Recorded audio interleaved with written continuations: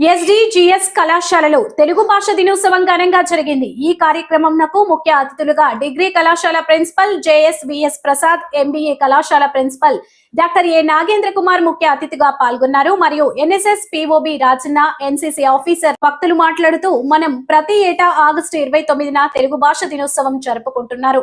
తెలుగు కవి గిడుగు వెంకట రామ్మూర్తి జయంతి నేడు తెలుగు భాషకు ఆయన చేసిన సేవలు గౌరవించడానికి ఆయన జయంతిని నేడు తెలుగు భాష దినోత్సవంగా జరుపుకుంటున్నాం. కమ్మనైన భాష మన తెలుగు భాష అని కొనియాడారు.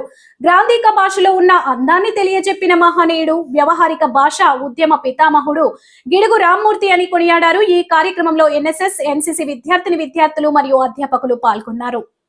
ప్రపంచ భాషల్లో మంచి సంస్కృతి సాంప్రదాయాలు ఉన్నటువంటి భాష ఏదంటే తెలుగు. అమెరికాలో కూడా ఈరోజు తెలుగు సెకండ్ లాంగ్వేజ్గా పెట్టడం జరిగింది. అదేవిధంగా భారతదేశంలో హిందీ తర్వాత తెలుగు ఎక్కువగా ఈరోజు మాట్లాడేవాళ్ళు, కానీ తర్వాత మిగతా రాష్ట్రాల్లో కూడా తెలుగుని ఎక్కువ ప్రాధాన్యత ఇస్తున్నారు. కాబట్టి అందువలన మీకు చెప్పేది ఏమంటే, ఇప్పుడున్నటువంటి ప్రస్తుత పోటీ ప్రపంచంలో మీరు ఆంగ్లం నేర్చుకోవద్దని చెప్పలేదు, కానీ కమ్యూనికేషన్ స్కిల్స్ కానీ ప్రపంచంలో ఎక్కడైనా దేశ విదేశాలకు పోవాలంటే మనకు ఆంగ్లం అవసరమే. కానీ మన ప్రాంతీయ భాషని గౌరవిస్తూ ఆ భాషను నేర్చుకొని ఉద్యోగ భద్రత కల్పించుకోవడంలో సందేహం ఏం లేదు.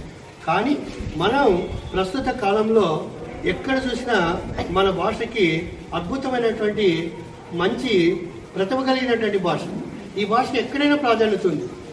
మనమే తక్కువ చేసుకుంటున్నాం, కానీ మిగతా రాష్ట్రాల్లో మన తెలుగు భాషకి చాలా ప్రాధాన్యత ఉంది. ద్రావిడ భాషల్లో అత్యంత ప్రాచీనమైనటువంటి భాష ఏదంటే తమిళం. తర్వాత 2009లో పురంధేశ్వరి డాక్టర్ వైఎస్ రాజశేఖర రెడ్డి ముఖ్యమంత్రిగా ఉన్నప్పుడు మనకి ప్రాచీన హోదా వచ్చింది. అంతవరకు ప్రాచీన హోదా లేదు. 1500 సంవత్సరాల చరిత్ర కలిగినటువంటి భాష మన భాష. కాబట్టి ఈ భాషని మనకి ఎప్పుడో కృష్ణదేవరాయలు దేశ భాషలందు తెలుగు లెస్స అన్నారు. కానీ మొట్టమొదటే మనకి శ్రీనాథుడు దేశ భాషలందు తెలుగు లెస్స అని చెప్పారు. కానీ మనం ఈరోజు తెలుగు భాషని మనం తక్కువ అంచనా వేస్తున్నాం. ఉత్తర ప్రత్యుత్తరాలు కానీ, దాని తర్వాత వచ్చేసి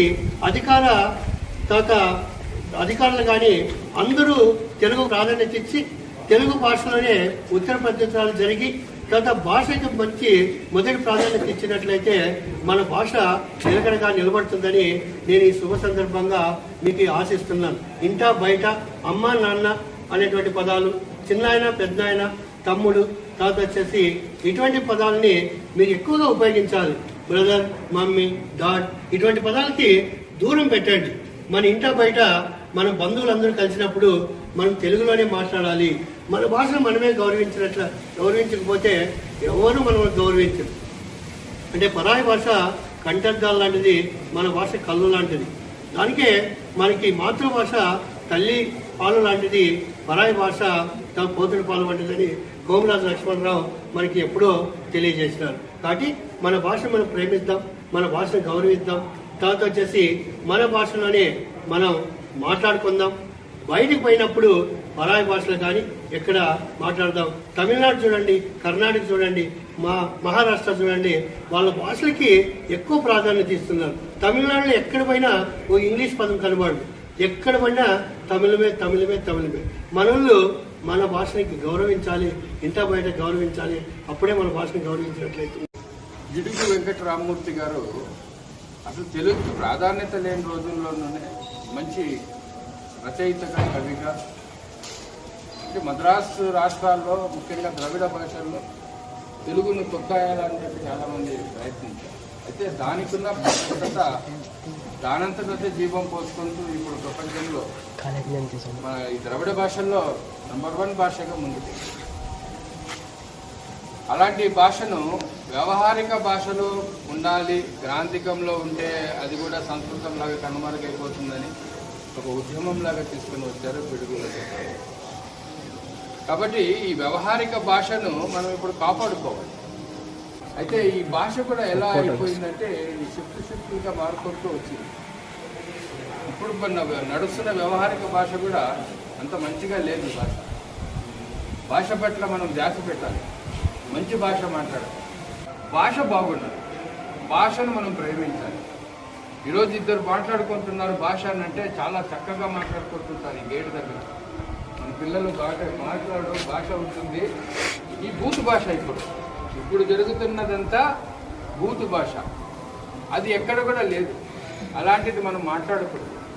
ఒక స్నేహితుడిని మాట్లాడాలంటే మాట్లాడడానికి ఒక భాష ఉంది, అది వ్యవహారికంలో స్నేహితుల్లో మాట్లాడినట్టే మాట్లాడాలి తప్పితే అంటే రేపు పొద్దున్నే భాష అంతా బూతులైపోతుంది. అలా అవ్వకూడదు అనేది నా సందేశం. ఈరోజు భాషకు ఎప్పుడు కూడా ఒక సంస్కృతి ఉండాలి, సంప్రదాయం ఉండాలి.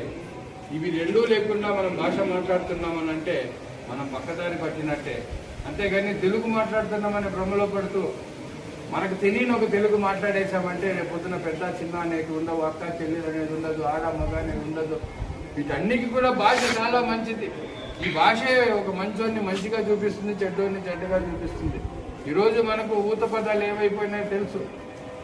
కొన్ని ఊత పదాలు ఉన్నాయి. ఆ ఊత పదాలు ఒక్కసారిగా మనం అమ్మ దగ్గర పోయి మాట్లాడితే చెంపకి చెల్లెలు మన పడుతుంది, చెల్లి దగ్గర మాట్లాడితే మొహమాటం అవుతుంది, సిగ్గు అవుతుంది.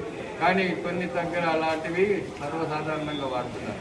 వ్యావహారిక భాష స్వతంత్రం మనకు వచ్చిందని ఈ భాషను ఎక్కడికో తీసుకెళ్ళొద్దు అనేది నాకు